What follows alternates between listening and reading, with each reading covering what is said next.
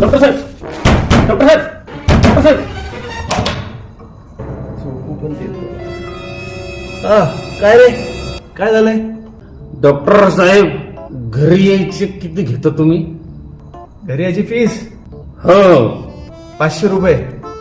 मग चला. ते आजारी आहे का? हो. चला.